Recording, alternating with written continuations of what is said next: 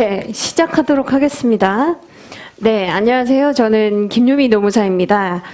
여러분들과 일순환을 이제 같이 3개월 정도, 그리고 이게 사실 주말반은 3개월 정도 공부를 하고 평일반은 우리가 11일 정도 이렇게 공부를 하잖아요. 그래서 우선은 3월까지 아마 이제 여러분들이 같이 공부를 하게 될 텐데, 우선은 영순환 때 우리가 기본적인 뭐 개념, 체계, 이렇게 이제 터치하듯이 좀 봤다면, 일순환 같은 경우에는 기본적인 개념과 체계에 더불어서 약간 더 이제 심화적인 내용, 좀 더 깊이 있는 내용, 그래서 살을 붙이는 과정으로 이제 진행이 될 겁니다. 그래서 각설하고 바로 우리가 수업 시간이 이렇게 많지는 않기 때문에 바로 제가 요 자료랑 오늘 이제 강의 계획서 통해 가지고 어떤 식으로 진행을 할지 좀 말씀을 드릴게요. 자, 그래서 우선 1번 자료 바로 강의 계획서 살펴보시면 되겠습니다. 자, 강의 계획서에 이제 뭐 처음 부분은 제 소개, 그리고 이제 시간에 대한 내용이 나와 있고, 맨 마지막 페이지 한번 보시면은 1년간의 계획이 지금 이렇게 나와 있습니다. 그래서 연기 1기까지는 기본, 그리고 이제 1순환은 심화 강의 이렇게 보시면 되는데, 여기 이제 노란색으로 제가 뭐라고 써놨냐면 내용의 디테일, 그리고 눈덩이처럼 살 불리기라고 해놨습니다.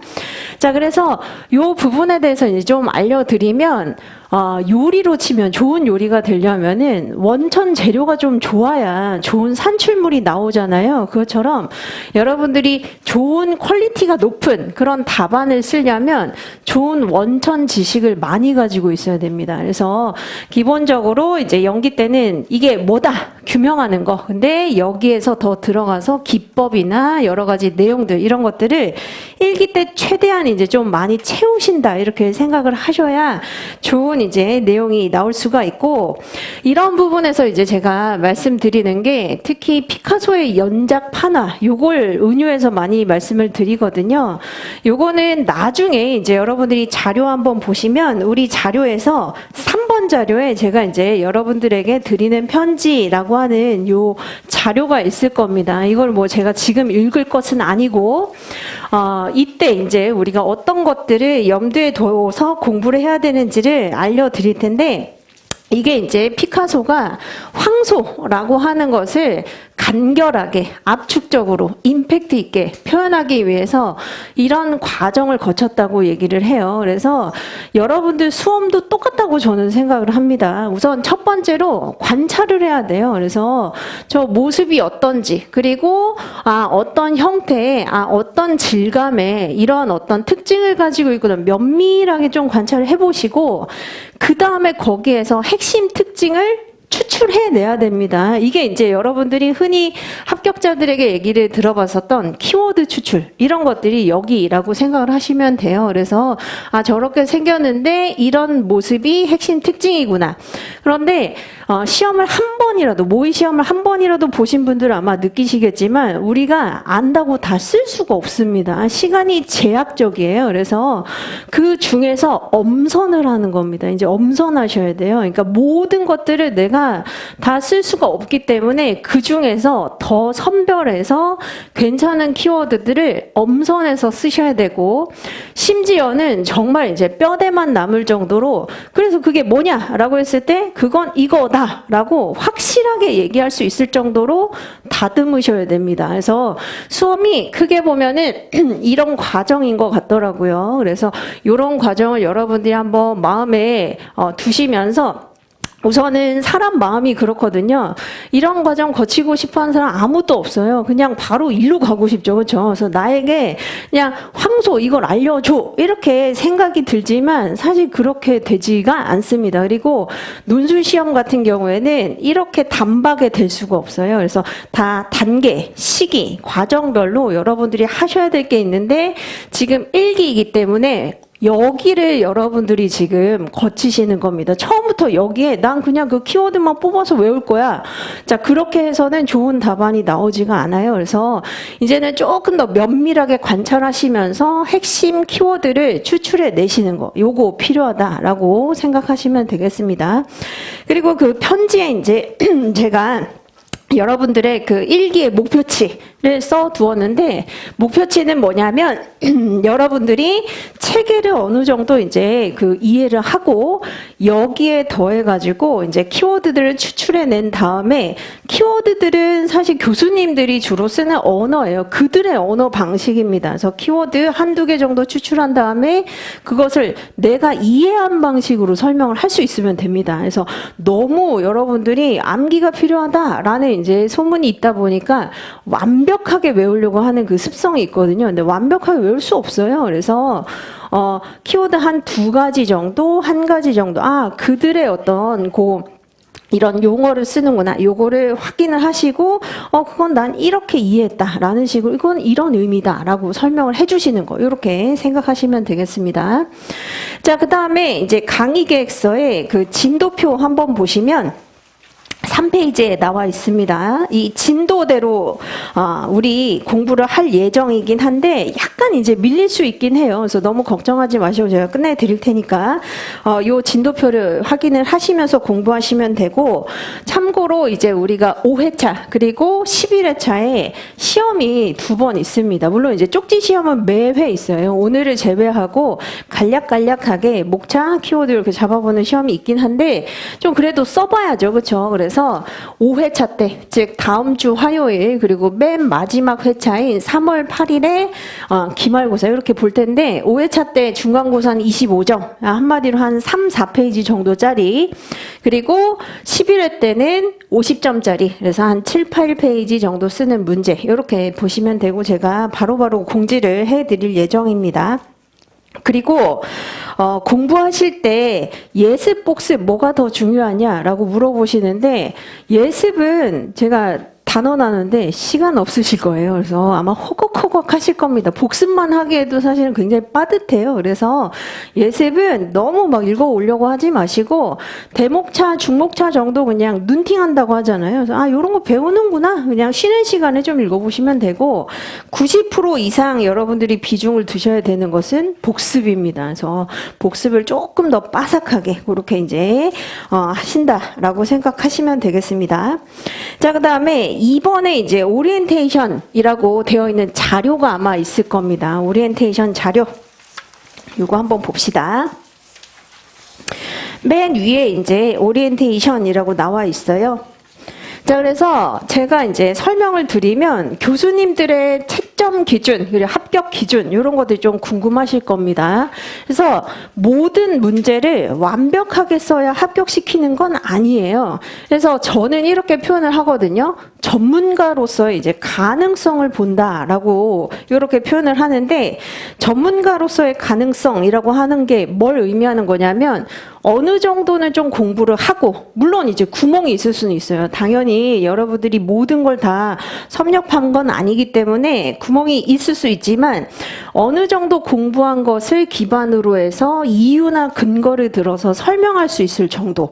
물론 세 문제 중에 한 문제 정도는 약간 약할 수 있습니다. 그래도 합격할 수 있다는 얘기예요. 그래서 노동법부터 이제 선택 과목까지 모든 문제를 강강 모두 강하게 다 적어야만 합격하느냐? 그렇진 않고, 제 경험상 그 모든 과목에서 한 2문제 정도는 날려도, 근데 날린다는 얘기가 아예 안 쓰면 안 되고 써야 돼요. 그래도 써야죠. 그래서 어느 정도 약간 미약하게 비빈다고 이제 표현을 하잖아요. 그래서 그렇게 쓴다 하더라도 합격할 수는 있습니다. 그래서 너무 처음부터 완벽주의에 빠지려고 하지 마시고, 그리고 학문 연구를 하지 말자라고 제가 이제 이렇게 하는 이유는, 사실 공부를 하다 보면 어디에서 멈춰야 될지 모르는 경우가 꽤 많아요. 그래서 제가 이제 질문을 듣다가 또는 이제 많이 그 질문하는 사항을 참고를 해서 여기까지만 알면 된다, 여기까지만 충분하다, 이렇게 알려드릴 테니까 그거 기준으로 공부하시면 되겠습니다. 그래서 어느 정도 지식 공부는 하시고 그것을 근거로 들어서 설명할 수 있는 정도라고 보시면 되겠어요. 자, 그 다음에 형광펜 칠하는 법 이렇게 되어 있는데, 사실 되게 유아틱한 내용이긴 하거든요. 근데 제가 이렇게 알려드릴 이유가 있습니다. 형광펜을 이쁘자고 칠하는 건 아니에요. 그게 아니라 공부를 할 때 내용 간의 위계 수준, 레벨을 파악하기 위해서 형광펜을 칠하자라고 취지를 말씀을 드리는 겁니다. 그래서 연기 때는 제가 뭘 여러분들한테 요구를 했었냐면 일반 목차 중에 이제 대중소라고 하는 이제 뭐 1장, 그다음에 아라비아 숫자 1, 그리고 쌍가로 1, 여기까지는 좀 위계를 한번 구분해 보자라고 이제 요구 드렸었고, 자, 그다음에 이제 1기잖아요. 1기 같은 경우에는 그래도 개념 중에 요 키워드는 내가 좀 살려서 써볼까라고 하는 것도 이제 보일 수 있거든요. 그래서 개념, 학자, 키워드, 연도 요런 것들을 제가 수업 시간에 굉장히 이제 강조한다거나 요런 것들 기반으로 하셔가지고 표기를 좀 본인이 선호하는 방식으로 하시면 되겠습니다. 이렇게 하면 우선은 메리트를 알려드릴게요. 위계 계층에 대한 그 수준을 파악하기도 굉장히 좋지만 나중에 여러분들이 회독을 한다고 하잖아요. 그러니까 회독을 할 때 너무 막 각 잡고 진득하게 정독을 하는 것만이 회독이 아니고 여러 번 아무튼 봐야 돼요. 눈의 노출 빈도를 높여야 되는데 나 오늘은 그냥 가볍게 한번 개념만 볼까? 이렇게 하는 경우에는 회색만 보면 되는 겁니다.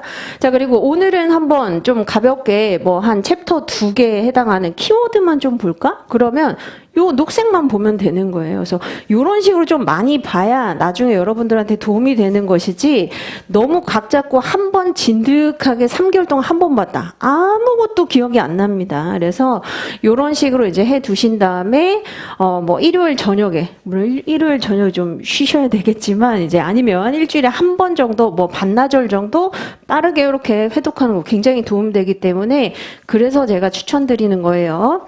자, 그리고 이제 여기 오른쪽에 보시면 여러분들 그 오리엔테이션 자료에 나와 있지는 않은 그 어떤 양식이 하나 나와 있을 겁니다.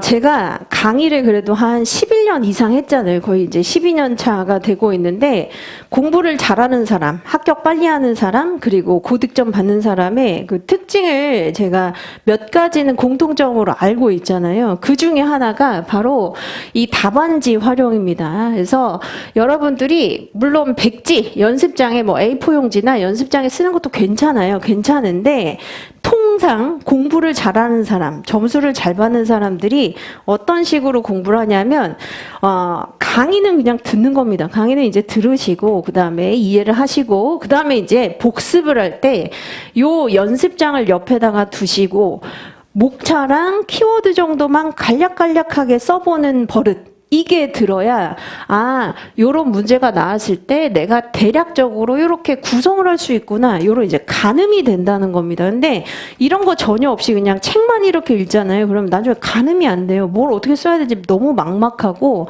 그리고 이렇게 이제 쓰다 보면은 뭐 전체 풀 문장을 쓰라는 건 아닙니다. 그래서 오늘은 이 부분에 대해서 공부를 했으니까 대략적인 목차 키워드 요렇게만 이제 좀 적어 보시면 나중에 요렇게 했을 때 대략 페이지는 2페이지 정도 나오겠다. 요런 것까지 이제 가늠이 됩니다. 그래서 제가 추천하는 게 요 양식 있잖아요. 양식 요거 다 그 서점 같은 데서 팔고, 그리고 제가 개념 구글 드라이브에도 올려놨어요. 그래서 요 양식 필요하신 분들 다운 받으셔가지고 복습하실 때 목차 짜는 거 너무 어려워하실 필요는 없습니다. 뭐 대목차냐 아니면은 아라비아 숫자냐 그리고 쌍가로냐 그리고 반가로냐, 이거는 지금 그냥 어느 정도 책에 나와 있는 위계대로 공부를 하시면 되고 나중에는 변경 가능해요. 그래서 우선 오늘 뭐에 대해서 공부를 했기 때문에 이렇게 한번 해본다. 뭐 예를 한번 들어볼게요. 예를 들어보면 오늘 공부하는 내용 중에 과학적 관리론이랑 인간관계론이라고 하는 굉장히 중요한 이론이 있습니다.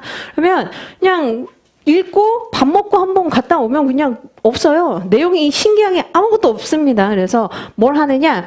그러면 중요하니까 오늘 한번 과학적 관리론에 대해서 한번 좀 써볼까? 이렇게 생각을 하시고 우선은 개념 정도 써보시는 게 좋겠죠. 개념, 그리고 뭐 이게 왜 대두됐는지, 형성 배경 또는 이제 대두 배경, 뭐 이런 식으로 쓰신 다음에 한번 생각을 해보시는 겁니다. 아, 이게 이제 한 1910년대니까 그 전에 산업혁명 이후에 너무 사람을 이제 기계적으로 그리고 효율적으로 뭔가 이제 능률, 효율 여기에 초점이 맞춰지다 보니 그래서 이제 대두가 되었었구나. 그런데 주먹구구식 태업이 만연했기 때문에 테일러나 이제 다른 학자들이 이런 내용으로 몇 가지를 제시를 하였다. 이렇게 생각을 해보시고 이론은 항상 세트가 이제 어떤 시사점, 공헌점이 있는지 그리고 어떤 비판점이 있는지 이렇게 이제 공부를 해보시면 좋거든요. 그래서 아, 요런 거 대략 요런 거 이렇게 이제 정리가 굉장히 잘 된다는 겁니다. 그래서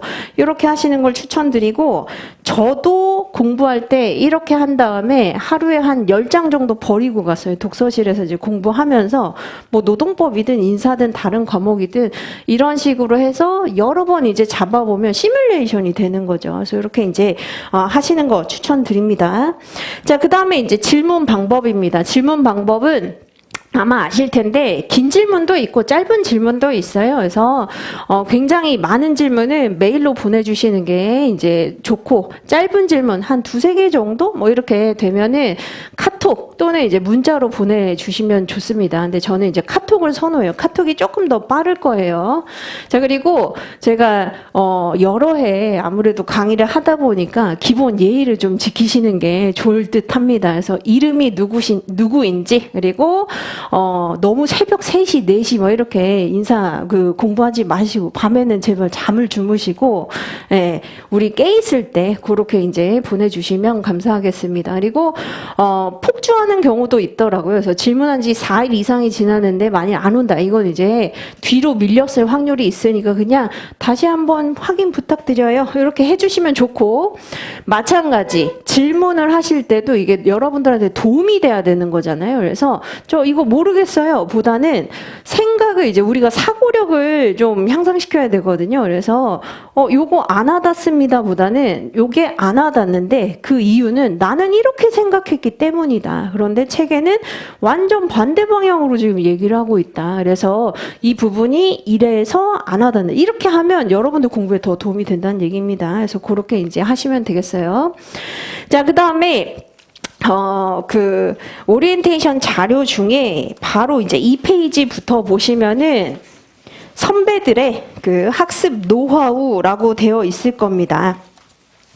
자, 이 학습 노하우는 어떻게 생각을 하시면 되냐면 합격을 빨리 하기 위해서는 시행착오를 줄여야 되는데 이미 공부를 했었던 그 경험 그리고 합격한 사람들의 입장에서 난 이런 시행착오 했었었고 이게 정말 비법이라고 생각한다 라고 하는 것들을 이제 합격 수기를 올릴 수도 있지만 저에게만 그냥 보내준 경우도 있습니다. 그래서 제가 이 베스트 프랙티스들을 이제 한꺼번에 구성을 해서 엮어본 거니까 가볍게 한번 뭐 이제 통학하실 때 한 번씩 읽어보시면서 아, 이런 건 벤치마킹 해야 되겠다. 그리고 이 사람 내가 지금 선호하는 스타일로 공부하고 있다라고 하는 것을 잘 뽑아내셔가지고 다 여러분 같진 않아요. 정말 많은 사례가 있는데 와닿는 한 3명 정도가 아마 있을 겁니다. 그래서 그거 딱 뽑으셔가지고 내재화 하시는 용도로 활용하시면 되겠습니다. 그래서 이게 베스트 프랙티스들을 이제 묶어놓은 거예요. 그렇게 생각하시면 되겠습니다.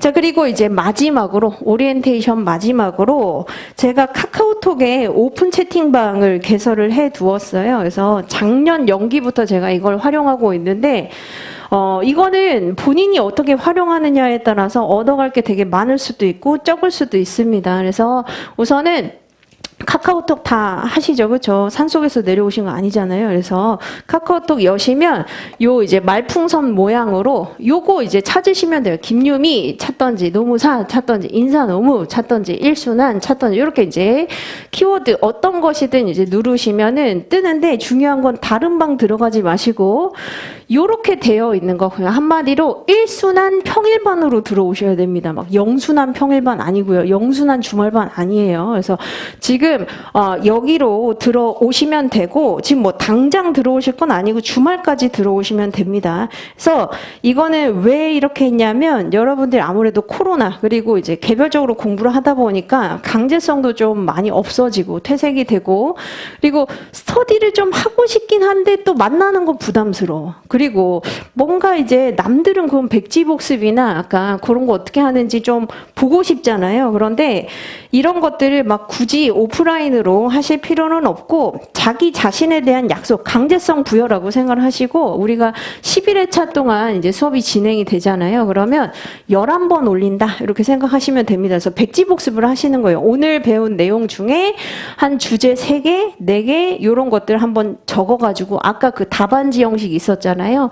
여기에서 내가 적은 것을 카메라로 찍어가지고 올립니다. 근데 뭐 첨삭을 한다거나 누가 찌찌찌 이렇게 하진 않아요. 그래서 강제로 우선 한번 올려보시고 오늘은 쪽지 시험 안 보지만 이제 내일부터 쪽지 시험 보기 때문에 백지복습 플러스 쪽지 시험 요렇게 이제 사진 찍어서 올리시면 됩니다. 올리시면 그게 이제 사실은 본인 공부에 대한 의무감이 되는 거죠. 난 11번 꼭 올리겠다라고 생각을 해 보시면 되고 이게 전국구 온라인 스터디방이라고 생각하시면 됩니다. 정말 여러 군데서 다 들어오세요. 그래서 다른 사람 중에 같은 표현을 해도 이렇게 표현한 거 굉장히 좋구나. 이런 것들 배울 수 있거든요. 그래서 그렇게 활용을 하시기 바랍니다.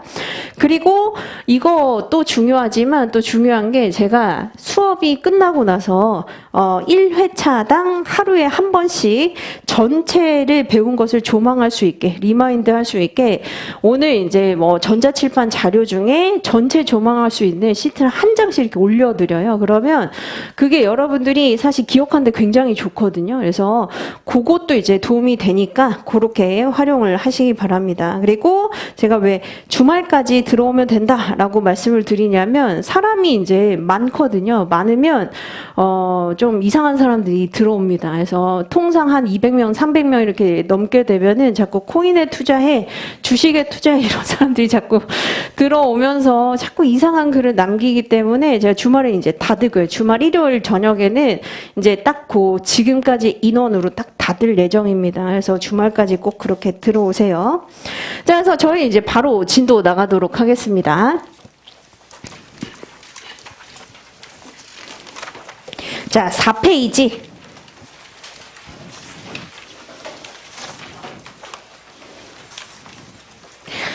자, 4페이지 한번 펼쳐보시고 우리가 1편은 개괄적인 내용에 대해서 이제 공부를 하는 거예요. 그래서 크게 보면 경영학이란 무엇인가? 인적자원관리란 무엇인가? 인적자원이 왜 중요한가? 자, 그런데 제대로 공부를 해보기 위해서는 역사를 공부해보자 라고 하는 인사관리의 발전 이런 것도 이제 공부하고 다각도로 한번 나중에 우리가 접근해보자 이런 식으로 이제 공부를 하게 됩니다. 그래서 1편은 순서를 여러분들이 막 너무 이렇게 공부하실 필요는 없고 조금 쉽게 들으시면서 중요한 이론들이 나오거든요. 이런 것들 이제 잘 신경 써서 보시면 되는 단원이다 라고 보시면 되겠습니다. 자, 그래서 우선은 1장에 경영학이란 그리고 경영학의 구성에 대해서 공부를 하는데 사실 연기 때는 제가 이제 막 상세하게 설명을 드렸는데 지금은 그렇게까지 설명을 드리지는 않을 예정입니다. 왜냐하면 우선 묻진 않아요. 경제학이란 무엇인가, 경영학이란 묻진 않는데 자, 요거 이제 조금 가볍게 터치하고 넘어가 보도록 하죠. 자, 경제학이라고 하는 것은 특히 자원의 희소성에 초점을 맞춘 겁니다. 그래서 자, 자원은 유한하다는 거예요. 인간의 욕망을 충족시킬 수 있는 자원은 항상 제한되어 있기 때문에 자, 이것을 어떻게 배분해야 되는지 경제활동 전반의 메커니즘을 이제 다루는 게 경제학입니다. 그래서 주체가 지금 이제 제한되어 있지 않죠. 그렇죠? 군대, 정부, 종교단체, 뭐 기업 등 굉장히 다양합니다. 그래서 자원의 희소성에 초점을 맞추고 어떻게 배분할까? 그게 합리적일까? 이것을 다루는 학문. 자, 그런데 경영학이라고 하는 것은 특히 기업, 그렇죠? 그래서 여기 이제 보시면 기업이라고 나와 있죠. 초점 자체가 기업이라고 하는 영리 활동, 생산 활동을 하는 주체에 초점을 맞추어서 자, 투입된 비용 대비 얼마나 많은 산출물을 냈는지 그 운영 활동에 초점을 맞추는 게 바로 경영학이다라고 보시면 되겠습니다. 그래서 기업의 경제 활동을 분석하고 이론적인 측면보다는 좀 더 이제 현실적인 측면으로 접근하고 있다라고 가볍게 보시고 하시고 넘어가시면 되는데, 자, 여기에서 제가 이제 노란색 요런 그 포스트잇처럼 띄울 거예요. 띄우는 거는 여러분들 약간 이제 심화해서 차별화 포인트로, 그리고 답안의 퀄리티를 조금 더 높일 수 있는 내용들이다라고 생각하고 보시면 되겠습니다. 자, 이런 이제 기업 그리고 종업원은 성과 창출의 공동체라고 할 수 있습니다. 그래서 자, 종업원에 대해서는 2장에서 이제 우리가 인적 자원이 어떤 그 존재인지 이런 것들을 보게 되는데, 기업이라고 하는 것을 어떤 다른 표현으로 이제 학자들이 이것을 설명하는지 이렇게 볼 수 있다는 겁니다. 그래서 계속 기업으로서 고잉 컨선이라고 하는 요 용어 명칭을 많이 쓰곤 합니다. 자, 그래서 기업은 계속적으로 존재한다라고 하는 가정하에 사업을 영위하는 이제 단체라는 것이죠. 자, 그래서 한번 설명을 보시면, 자, 기업은 투자 원금 회수로 청산하기 위해서 일시적으로 존속하는 그런 존재가 아니라 본래 목적을 달성하기 위해서 계속적인 재투자를 하기도 하고 구매, 생산, 영업 등 다양한 활동을 수행해 나가는데, 중요한 건 뭐냐면 기업을 계속해서 존재하는 생명을 가진 유기체로 보고 있다는 겁니다. 그래서 자, 이것을 이제 우리가 통상 기업의 특징을 가지고 있는 그 개념으로 이렇게 설명을 하기도 해요. 그래서 결국 이제 여러분들이 이걸 공부를 하시면 그래서 뭐 어쩌라는 것이지? 이렇게 이제 생각이 될 수 있는데, 자, 기업이라고 하는 것이 이런 이제 특징을 가지고 있기 때문에 계속해서 존재하는 유기체, 조직체, 생명체이기 때문에 이것을 계속 이제 잘 운영해야 되는 주체로서 인적 자원이 중요해진다. 이렇게 볼 수 있겠습니다.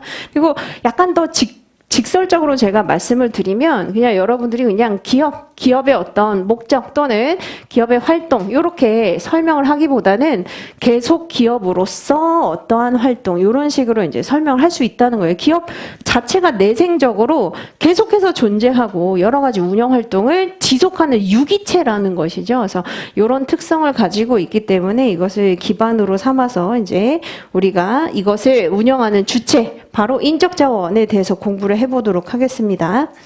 자, 인적자원 관리 2장으로 한번 넘어가 보시면 인적자원 관리 개념이라고 나와 있는데 이게 이제 여기에서 이렇게 연동이 되는 겁니다. 자, 4페이지에서 보시는 경영학의 구성이라고 나와 있잖아요. 자, 경영학의 구성이라고 하는 것은 1985년에 마이클 유진 포터, 이분이 이제 마이클 유진 포터입니다. Comparative Advantage라고 하는 저서에서 제시가 된 건데 기업 활동의 비용 구조를 분석하는 프레임을 제시를 하게 됩니다. 자, 그래서 큰 틀에서 보시면 자, 화살표 모양으로 오른쪽으로 가면 갈수록 이제 이윤이 창출하는 일반적인 과정, 이것을 제시를 한 거예요. 이게 무슨 의미냐면 기업은 여러 활동들이 사슬처럼 얽혀 있다는 겁니다. 그래서 고객에게 가치를 제공하게 되는데 자, 밑에 나와 있는 주 활동부터 먼저 보세요. 본원적 활동 또는 주된 활동이라고 할 수 있는데 자, 우선은 직접적으로 가치를 창출하는 주된 활동, 본원적 활동으로 자, 구매, 제조, 그리고 물류, 판매, 서비스의 이런 활동을 거치게 되면 이윤이 창출이 된다는 겁니다. 자, 이게 왜 그러냐? 우선은 물건을 만들려면, 오퍼레이팅을 하려면 우선은 원자재를 사와야 되잖아요. 그렇죠? 그래서 부품을 사와서 이게 이제 내적 유통입니다. 인바운드 로지스틱스. 그래서 부품을 사와서 뚝딱뚝딱 만들면 이제 유통시켜야 되잖아요. 소비자에게 다 이제 전달이 돼야 되기 때문에 외적 유통을 시키게 됩니다. 외부로. 자, 그걸로 끝이 아니라 알려야 되죠. 그렇죠? 계속 이제 마케팅, 세일즈, 홍보 활동, 판촉 활동 이런 것들 열심히 하고 만일 문제가 있을 경우에는 AS를 해주는 이러한 과정이 사슬처럼 지금 얽혀 있다는 거예요. 그래서 이윤이 창출된다라고 이제 제시를 하는 것이고 자, 이러한 주활동, 본원적 활동이 제대로 기능하도록 하기 위해서 지원하는 활동이 바로 그 위에 나와 있습니다. 이것을 이제 도와주는 활동이죠. 그래서 자, 도와주는 활동에 대표적으로 뭐가 있냐면 기업의 기반 구조라고 하는 이제 기업 전반의 관리, 기업 전반의 운영이라고 생각하시면 되겠습니다. 자, 그리고 인적 자원 관리가 두 번째 칸에 나와 있죠. 그리고 세 번째가 기술 연구 개발, 그리고 네 번째가 바로 조달 활동, 이런 것들이 여기에 나와 있는데, 자, 유독 이제 음영 표시가 있는 게 있잖아요. 그렇죠? 그게 바로 인적 자원 관리입니다. 그래서 자, 이게 뭘 의미하느냐? 자, 기업의 어떤 기반 시설, 연구 개발, 뭐 조달 다 중요한데 결국은 이런 모든 것들을 총괄하면서 주체적으로 이제 의사결정, 판단을 내리는 것은 사람이기 때문에 인적자원 관리가 다른 어떤 지원 활동보다도 훨씬 더 중요하다. 이렇게 의미부여하는 것입니다. 그래서 마이클 유진 포터가 사람이 중요하다 이렇게 얘기하지는 않고 인사관리 학자들 입장에서 다 중요한 건 맞는데 사실은 이게 가장 중요하다. 이렇게 얘기를 한다는 것이죠. 자, 그래서 이제 우리가 바로 인적 자원이 무엇인지, 왜 중요한지 더 심도 깊게 보자라고 하는 게 2장입니다. 자, 2장에 이제 보시면 인적 자원 관리의 개념이 두 가지 문단으로 구성이 되어 있는데 첫 번째 문단은 바로 박경규 교수님 저서에서 나와 있는 워딩을 제가 가지고 온 것이고, 두 번째 문단은 삼인공조에서 나와 있는 워딩을 가지고 이제 제가 편제를 한 것입니다. 자, 두 개가 사실 달라 보이지만 크게 다르지 않아요. 그래서 왜 다르지 않은지에 대해서 제가 설명을 드리면 공통점이 이와 같습니다. 우선 전자칠판 한번 보시면, 자, 우선 인적자원관리라고 하는 이것은 사람을 대상으로, 그렇죠? 사람을 가지고 이제 운영을 하는데, 자, 어떻게 하느냐? 기능별로, 즉 기능이라고 하는 것은 유사한 역할을 하고 있는 활동을 모아서 펑션이라고 얘기를 합니다. 그래서 확보, 개발, 평가, 보상, 유지, 이직이라고 하는 유사한 활동들, 한마디로 자, 채용하는 것들끼리, 투자하는 것들끼리, 측정하는 것들끼리, 그리고 보상을 주는 것들끼리, 동기부여시키는 것들끼리, 근로 계약을 완료시키는 것들, 종료시키는 것들끼리 비슷한 역할을 하는 것들끼리 묶은 것을 우리가 기능이라고 표현을 한다는 거예요. 그래서 기능별로 체계적으로 관리를 해야 되는데, 이때 체계적으로 관리한다라고 하는 게 무엇을 의미하는 거냐면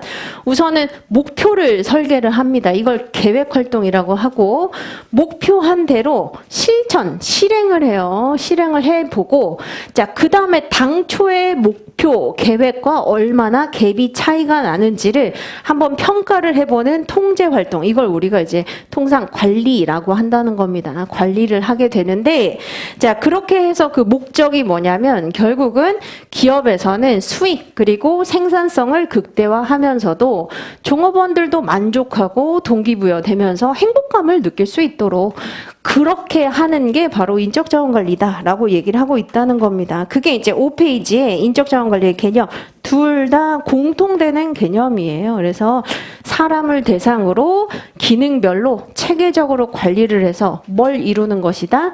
극대화를 시키는 건데 기업 입장에서도 유리하게, 종업원 입장에서도 유리하게 이렇게 표현을 합니다.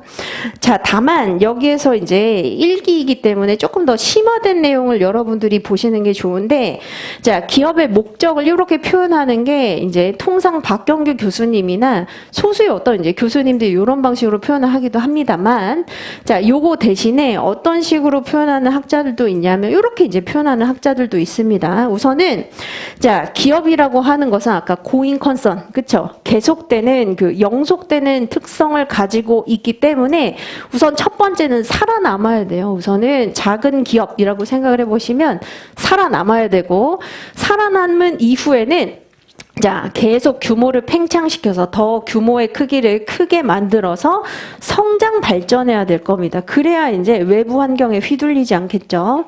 자, 여기에서 끝나는 게 아니라 규모가 이제 굉장히 커졌어요. 커졌다면 사회 공헌을 할 수 있는 기업의 사회적 책임까지 달성하는 것. 이게 목표라고 할 수 있겠습니다. 그래서 제가 이걸 왜 알려드리느냐.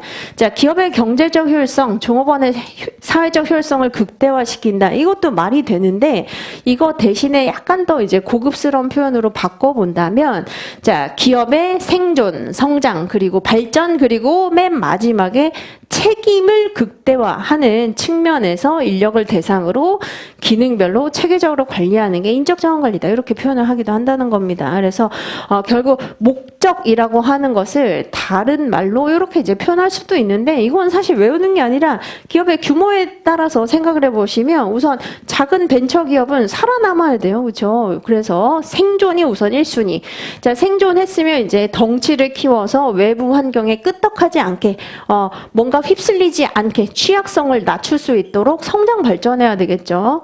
자, 그다음에 삼성이나 정말 구글이나 굉장히 규모가 큰 기업 같은 경우에는 자, 성장 발전만으로 충분히 목적을 달성한 게 아니라 기업의 사회적인 책임을 다하는 것까지 요구되고 있잖아요. 그렇죠? 그래서 책임을 다하는 것까지 이게 기업의 목적이다라고 보시면 되겠습니다.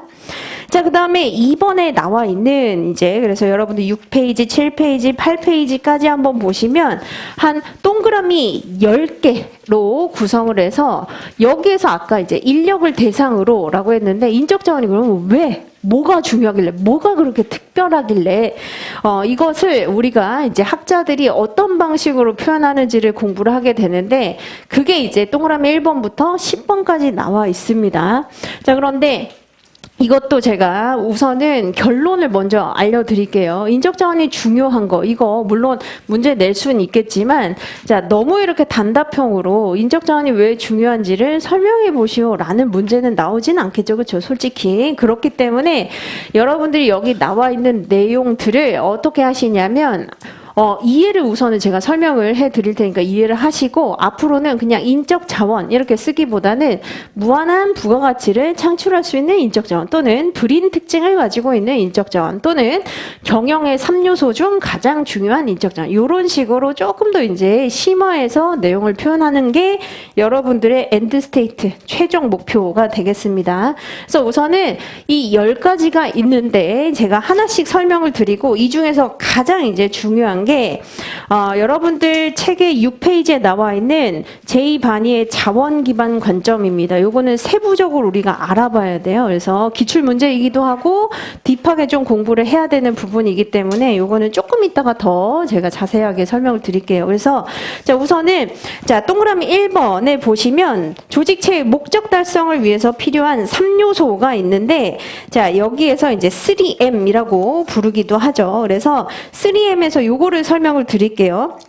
자, 우선 세 번째 줄 보시면 자, 흔히 숨은 가치라고 부르는 인적 자원이 있다라고 나와 있죠. 그렇죠? 히든 밸류라고 나와 있는데 이게 오라일리와 페퍼의 책 제목입니다. 그래서 경영학에 정말 유명한 학자인 오라일리와 페퍼만 그냥 알아두셔도 돼요. 페퍼의 책 제목인데 자, 이 학자들은 뭐라고 부르냐면 결국 재무제표에는 명확하게 이건 얼마의 가치가 있다. 이렇게 이제 환산이 돼서 계량화할 수 있지만 인적 자원의 가치는 사실 그렇게 표현하기 굉장히 어렵다는 거예요. 그래서 이거를 히든 밸류라고 표현을 하고 책 제목이 의역돼서 어떻게 나오기도 하냐면 사람이 경쟁력이다. 이런 식으로 이제 의역이 돼서 나오기도 합니다. 그래서 히든 밸류로서의 인적 자원이 있다는 점 요거 알아두시고 그냥 이해하시고 넘어가시면 됩니다.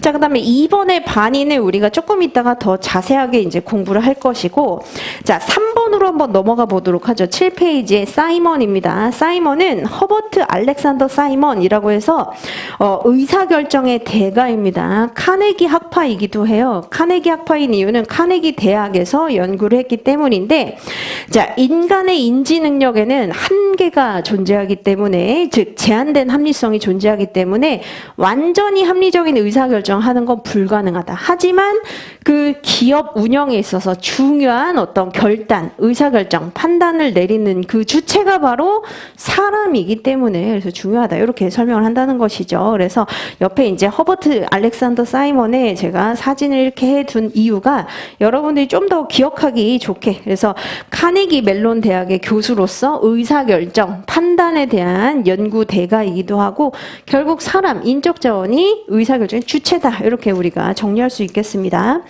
자, 그 다음에 8페이지 한번 보시면 피터 드러커가 또 뭐라고 얘기하느냐.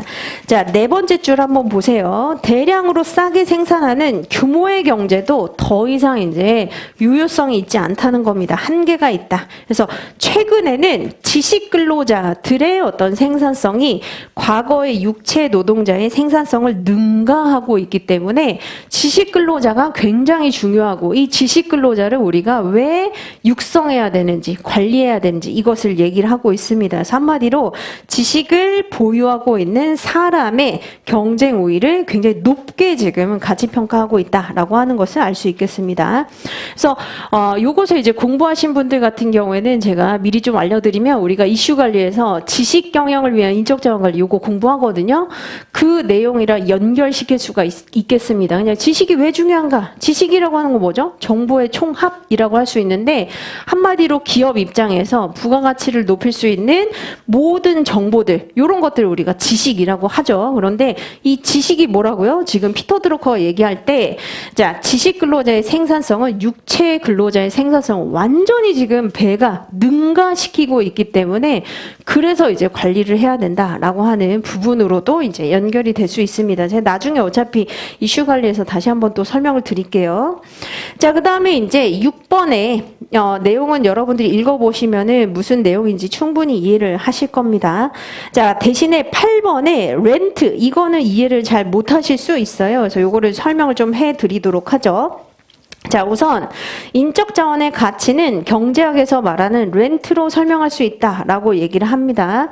자, 이거 어떻게 생각하시면 되냐면 원래 인풋, 입력물이 있으면 아웃풋 이 있잖아요. 그렇죠? 그래서 이에 대한 예시가 대표적으로 자, 경영 활동에 꼭 필요한 이제 랜드, 땅이 있습니다. 땅을 쓰는 대가로 뭘 주게 되죠? 지대를 지급을 해야 되죠. 이때 이제 우리가 지대를 렌트라고 합니다.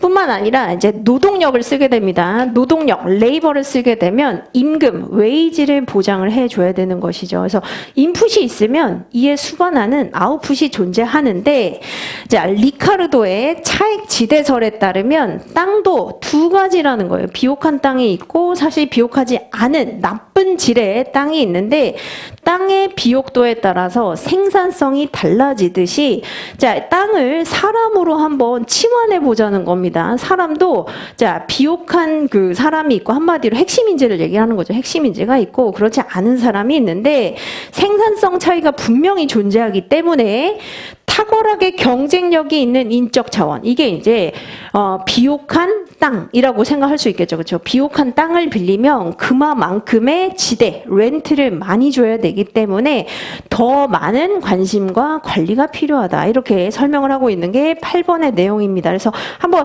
워딩으로 볼게요.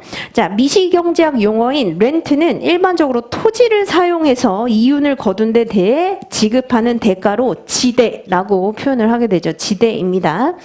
자, 이것을 인적 자원에 한번 은유 같은 걸 많이 해요. 차용을 한번 해서 설명을 해보자면 땅도 비옥한 땅이 있고 그렇지 않은 땅이 있듯이 사람도 어떻다? 탁월하게 경쟁력이 있는 인적 자원이 있는 반면 그렇지 않은 인적 자원도 있다는 거예요. 그래서 자, 전자에서 설명하는 인적 자원은 어떻다? 훨씬 더 생산성이 높기 때문에 더 많은 관심, 더 많은 관리, 그리고 더 많은 우리의 이제 뭐 인적 자원 관리에 있어서 케어, 정교한 관심, 비용 이런 것들 필요하다. 이렇게 설명을 하는 게 여기에 해당이 됩니다.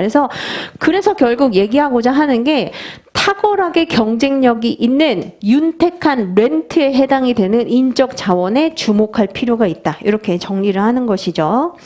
자, 그 다음에 이제 나머지 모방장벽이 있기 때문에 이제 굉장히 중요하다. 이렇게 설명을 하고 있습니다. 그래서 이런 것들은 여러분들이 지금 사실 제가 다 논문에서 이것을 발췌를 한 것들이에요. 인적 자원 관리 논문들 사실 여러분들이 다 찾아봐야 되지만 시간이 없거든요. 그래서 그렇게 찾아보려고 하지 마시고 논문에서 인적 자원이 왜 중요한지를 이런 방식으로 표현을 하는구나 라고 하는 것을 좀 알아두시면서 나도 다음에는 그냥 인사가 만사다 이거 그만 좀 쓰세요. 인사가 만사다 이거 다 알고 있기 때문에 너무 이제 쓰지 마시고 자, 확실한 어떤 모방 장벽이 있는 인적 자원은 또는 이제 리카르도식 렌트에서 표현하는 탁월하게 경쟁력이 있는 인적 자원은 이런 식으로 이제 표현을 하는 게 좋다. 이 말씀을 드리는 겁니다. 자, 그리고 이제 굉장히 다양한 방식으로 표현하고 있는 와중에 이제 여러분들이 정리를 해야 될 게 동그라미 2번 반의의 자원 기반 가점, 이거는 확실하게 우리가 정리를 해봐야 되는 내용이죠. 그래서 여기에서부터 제가 히스토리를 쭉쭉쭉쭉쭉쭉 알려드릴 테니까 이거는 좀 필기를 하시면서 같이 따라와 보시면 좋겠습니다. 물론 재작년에 이 문제가 기출이 됐지만 중요해요. 그래도 중요합니다. 그래서 잘 정리를 해둘 필요가 있다. 자, 그래서 우선은 반의의 자원 기반 관점에 의거하여 라고 동그라미 2번에 나왔잖아요. 그래서 우선 자원 기반 관점이 무엇인지를 좀 설명을 해 드리도록 하겠습니다. 영문으로 resource based view라고 되어 있죠. 그렇죠? 그래서 resource based view라고 하는 것은 자, 기업이 보유하고 있는 자원이 곧 성과에 영향을 미친다는 관점을 얘기를 합니다. 그래서 자, 자원이 기반이 되어서 결국은 성과에 영향을 미친다. 이렇게 보는 이론이 바로 자원 기반 관점입니다. 자, 그래서 우선은 이 부분에 대해서 설명을 하기 전에 요거 이제 회색 처리를 했잖아요. 회색 처리는 이 지금 자원 기반 관점이 좀 더 연구가 된 그 형성 배경을 설명을 하는 것이지 자원 기반 관점의 대표적인 이론을 설명하는 게 아닙니다. 그래서 우선은 형성 배경을 좀 들어보세요. 1980년대에 지배적인 이론이 있었는데 포지셔닝 학파라고 있습니다. 포지셔닝이 뭐죠? 위치에 두는 거잖아요.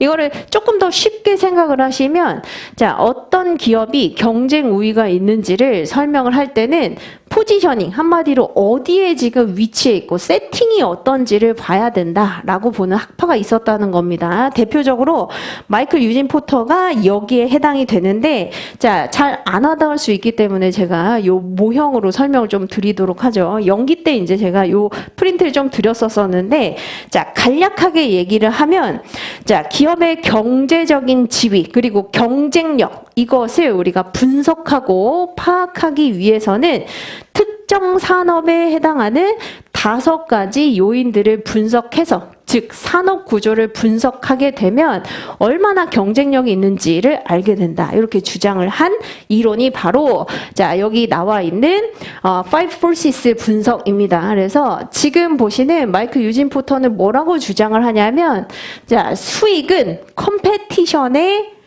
방정식, 그렇죠? 이렇게 표현을 합니다. 그래서 특정 산업의 수익, 매력도는 자, 구조적으로 어디 포지셔닝이 되어 있느냐, 어떻게 세팅이 되어 있느냐에 영향을 받게 된다. 그래서 자, 요거 쉽게 여러분들이 이해할 수 있도록 설명을 해보면 기업이 내재적으로 가진 어떤 자원, 이게 중요한 게 아니라 지금 어느 분야, 어떤 산업의 세팅, 포지셔닝이 되어 있느냐, 한마디로 환경 요소가 훨씬 더 중요하다. 이렇게 지금 주장을 한다는 겁니다. 그래서 환경 요소를 분석을 해야 된다라고 주장하는 게 바로 1980년대 지배적인 이론이었었다는 것이죠. 자, 그런데 이제 잘 들어보세요. 요것은 자원 기반 관점이 왜 등장하게 되었고 이제 그리고 더 연구가 되었는지를 설명하는 배경이 되는 것이고 요거는 이제 배경이다라고 말씀을 드렸죠. 배경이 되는 것이고 자, 원래 자원 기반 관점은 1959년에 태동이 되었었다가 잠깐 주춤했어요. 그래서 연구가 뭔가 진전되지 않고 그냥 사장되는 듯이 보이다가 1980년대 이 이론이 이제 지배적으로 떠오르면서 아니다.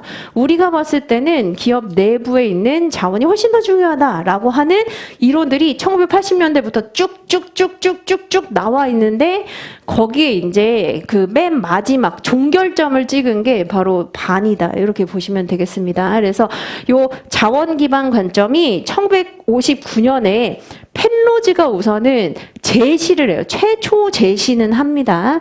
자, 그래서 The Theory of the Growth of the Firm이라고 하는 논문에서 뭐라고 얘기를 하느냐? 우선은 자, 기업을 단지 생산 함수로 보면서 차별성이 없다. 이게 아니라 자, 펜로즈는 이렇게 주장을 합니다. 기업은 다양한 자원들의 결합체이다.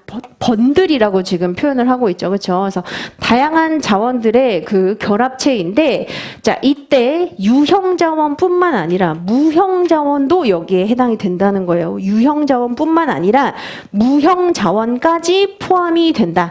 자, 한마디로 유형 자원은 뭐가 있냐면 물적 자산이나 금융 자산 이런 것들이 이제 대표적인 유형 자산이죠. 그런데 자, 무형 자원에 뭐가 있냐면 인적 자원 또는 인적 자원이 가지고 있는 지식, 정보 이런 것들은 무형 자원입니다. 그래서 결국 무형 자원까지도 결국은 이제 기업을 포함하고 있는 기업에서 이제 포함이 되는 다양한 자원의 결합체라고 할 수 있다.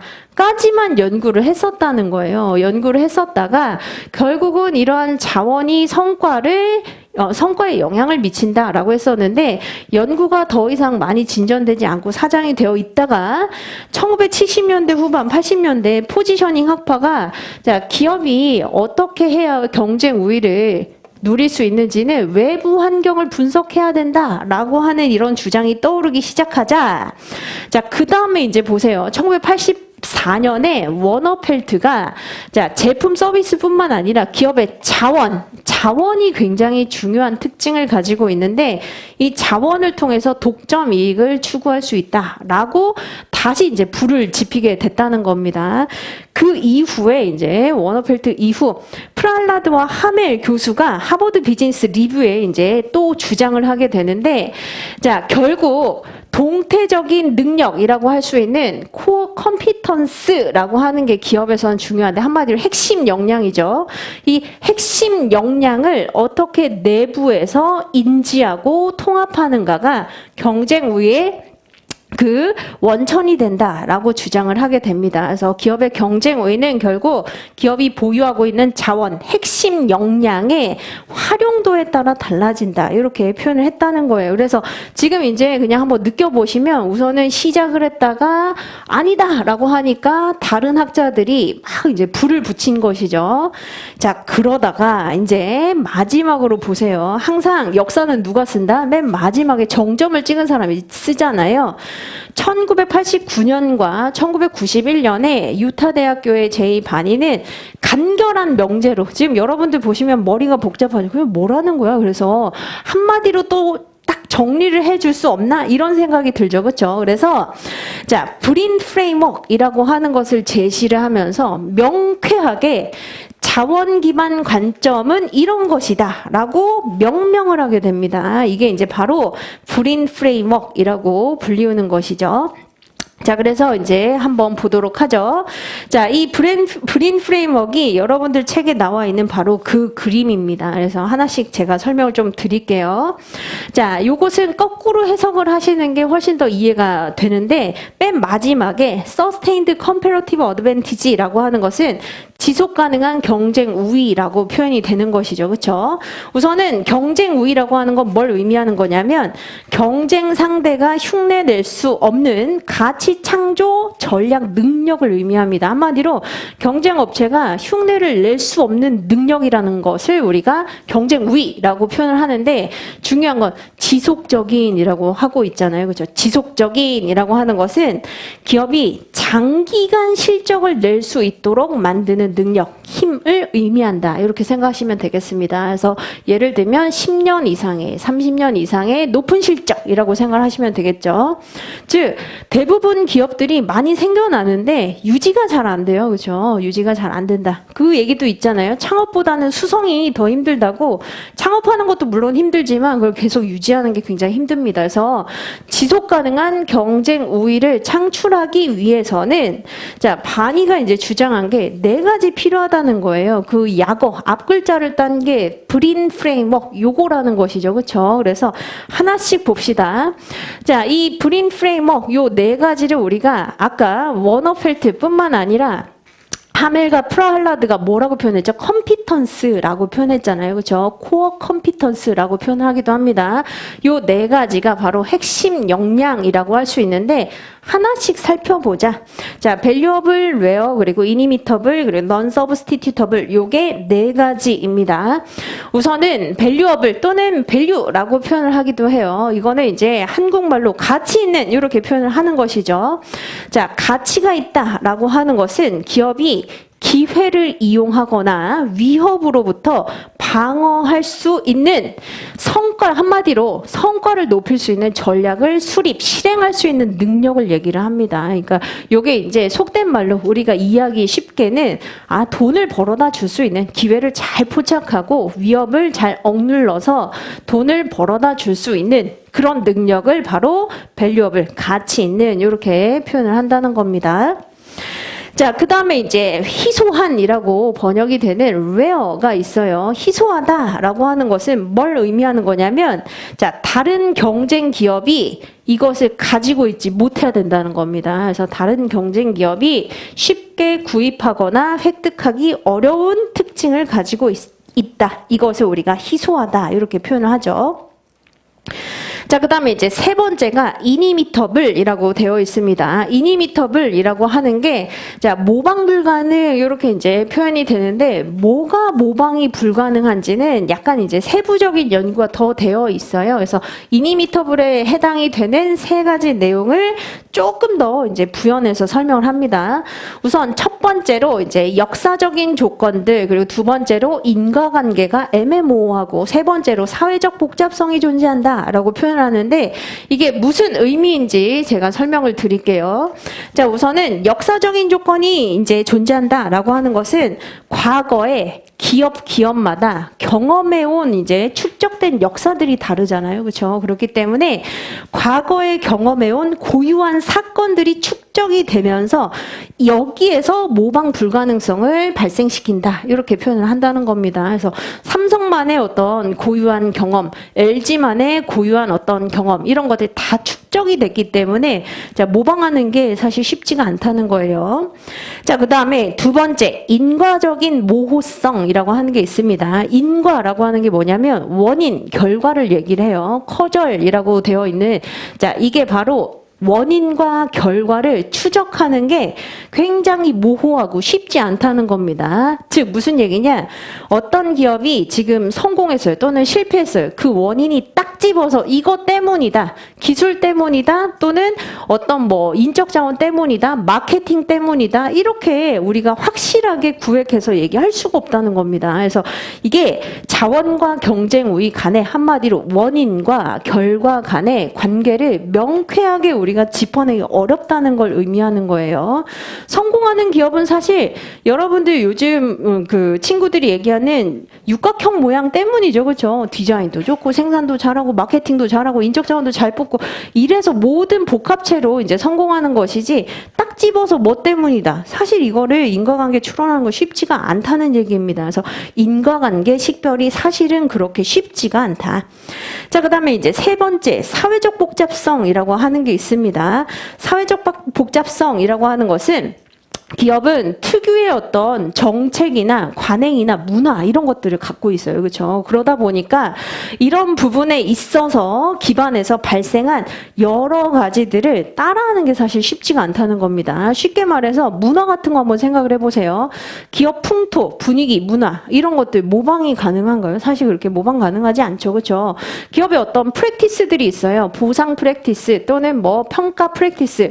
자, 제도를 아무리 안다고 해도 그것을 똑같이 모방하는 건 사실 불가능합니다. 그래서 기업 운영에 있어서 반드시 이제 뭐 정책, 문화, 프랙티스, 이런 것들을 우리가 모방하는 거, 따라하는 거, 이런 것들은 쉽지가 않다. 이렇게 보시면 되겠습니다.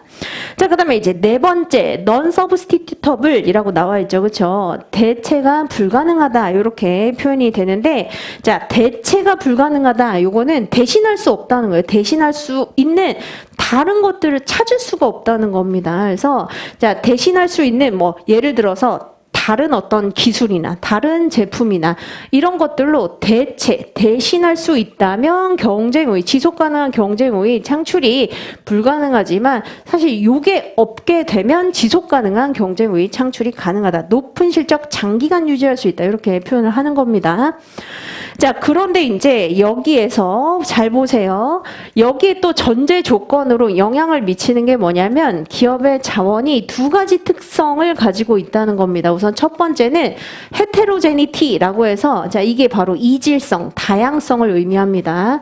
기업의 자원들이 다 똑같지 않고 한마디로 다 다르고, 기업이 보유하는 자원들이 지금 다 다르다는 것이죠. 그렇죠? 다 다른 자원들을 가지고 있고, 자, 두 번째로 기업의 자원들이, 자, 이 모바일리티라고 하는 것 자체가 유동성, 한마디로 이동하는 게 사실 그렇게 쉽지가 않다는 겁니다. 이동성이 사실 그렇게 쉽지가 않다. 이동성이 낮다. 이렇게 표현을 하는 겁니다.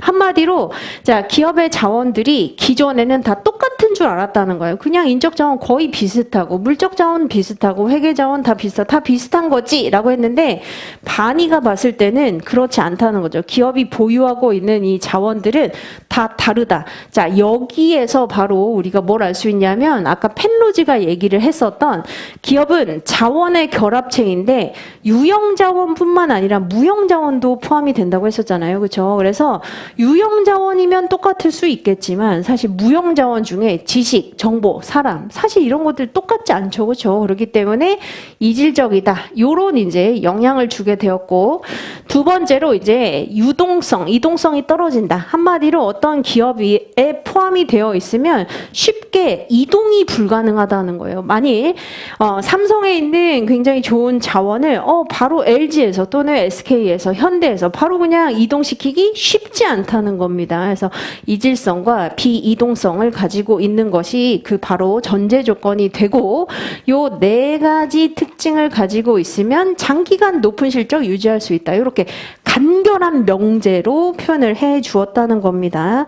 자, 그런데 이제 여러분들이 여기에서 오해하시면 안 되는 게, 자, 그래서 반이는 사람이 중요하다고 결론 지었다. 이건 아니죠. 그렇죠? 이거는 전략 경영 측면에서 한마디로 조직 차원에서 높은 실적을 장기간 유지하려면 네 가지 특성을 가져야 되는데 또 그게 알고 보니 이질적이고 비이동적인 특성을 가지고 있다까지만 제시를 한 것이고 이후에 이제 인사관리 학자들이 면면을 한번 곰곰이 생각을 해보니까 이거는 바로 사람이 그렇다. 인적 자원이 이런 특징 알고 보면 이런 특징 다 가지고 있는 걸 그러니까 기업의 자원이 이런 핵심 역량을 가지고 있으면 높은 실적 오랫동안 유지할 수 있겠다라고 인적 자원 관리 학자들이 주장을 했었다는 겁니다. 그래서 여러분들이 아다르고 어다르긴 한데 반이는 사람이 중요하다라고 얘기한다. 이렇게 얘기를 하시면 안 되고 지금 거꾸로 이렇게 얘기를 하시는 거죠. 지속 가능한 경쟁 우위 창출하려면 네 가지 불인 특징이 있어야 된다고 얘기를 했고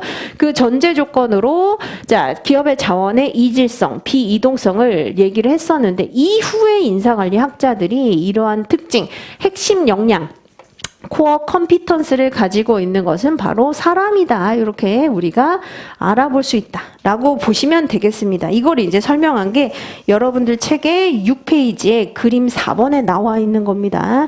그래서 요것을 이제 여러분들이 공부를 하시면서 특히 요런 부분을 묻지는 않아요. 이질성이나 비이동성을 굉장히 이제 초점을 두어서 묻지는 않고 통상 요 네 가지를 자주 물어봅니다. 행정고시 시험에서도 물어봤고 우리 시험에서도 물어본 게 사람이 왜 중요한지를 지금 보시는 바니의 브린 프레임워크 요걸 이제 활용해서 설명해라 라고 하는데 요거 설명을 하는 것이죠. 이게 무슨 뜻인지를 한번 설명을 하고 사람이 정말 그러한지 이것을 판단해 보아라 라고 하는 문제가 여기에 나와 있는 겁니다.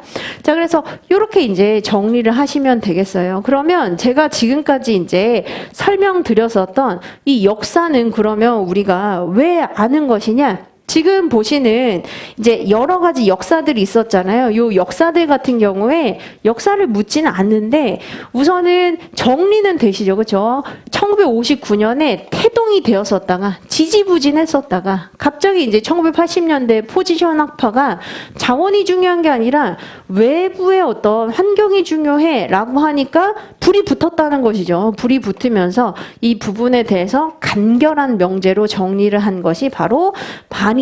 이렇게 이해를 하시면 되고 여기 이제 더해서 우리가 3편의 전략적 인적 자원 관리를 공부를 하게 됩니다. 전략적 인적 자원 관리의 개념을 보시면 전략적 인적 자원 관리라고 하는 것은 조직의 상층부에서 설정을 하는 전략 과정과 인적 자원 관리가 잘 연계가 되고 그리고 인적 자원 관리 기능들끼리도 균형 조화를 이루어서 수직적, 수평적 적합성을 이루는 것이라고 하고 옆에 누가 나와 있냐면 라이트와 맥마한이라고 하는 요 학자가 나와 있습니다. 그래서 요 학자도 전략적 인적 자원 관리를 설명하기 이전에 자원 기반 관점에서 얘기를 하고 있는 요 학파들의 영향을 받아서 자, 사람이야말로 불인 특징을 가지고 있고 여기 이제 동감을 하는 바입니다. 그래서 전략적 인적 자원 관리에 적용을 하면서 맞다. 이러한 이제 핵심 특징을 가지고 있는 게 사람이고 이 사람을 어떻게 잘 정렬시키느냐 이 부분에 있어서 관심을 가져야 된다라고 얘기를 하는 것으로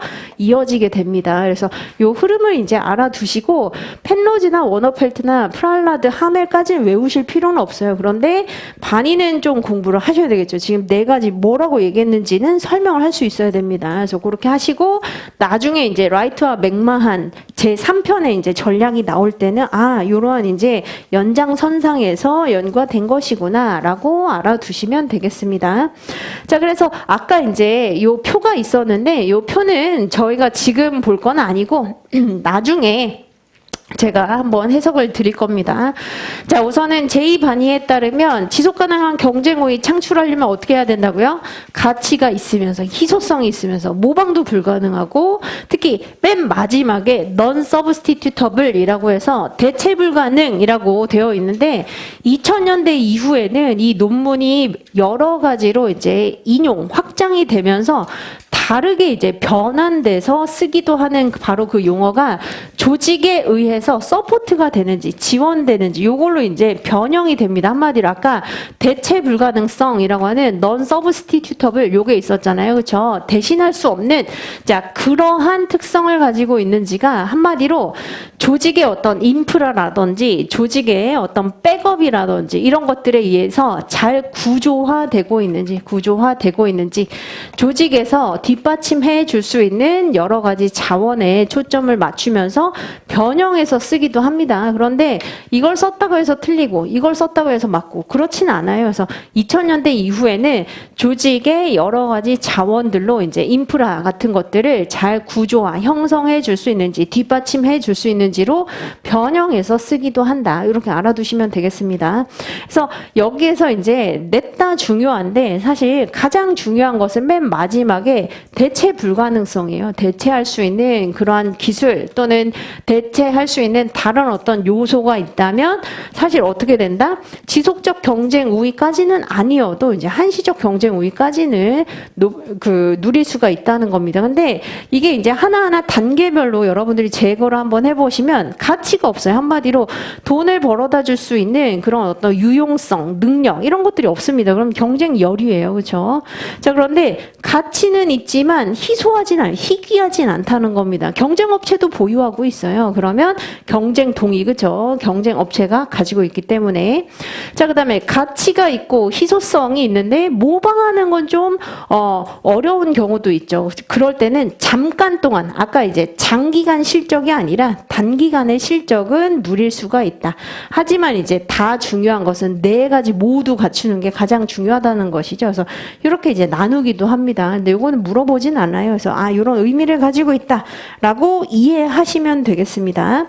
자, 그 다음에 이제 우리는 뭘 볼 거냐면 9페이지에 인적자원관리의 주체 그리고 10페이지에 인적자원관리의 그 연구 대상을 볼 텐데 자 인적자원관리의 주체 라인과 스텝이 있습니다. 라인이라고 하는 사람은 자 아까 밸류체인상의 본원적 활동, 주활동을 담당하는 사람들이 바로 라인입니다. 그래서 좀 더 이제 여러분들한테 직접적으로 와닿을 수 있도록 예를 들어보면 공장의 컨베이어 벨트 라인 있잖아요. 생산을 직접 하는 그 라인의 현장 감독자라고 생각을 하시면 돼요. 거기에 이제 속해 있는 사람들이 라인입니다. 아까 부품을 사와서 뚝딱뚝딱 오퍼레이션 한 다음에 유통하고 여기에서 또 마케팅도 하고 AS에 관여하는 그 모든 사람들이 라인에 해당이 된다는 거예요.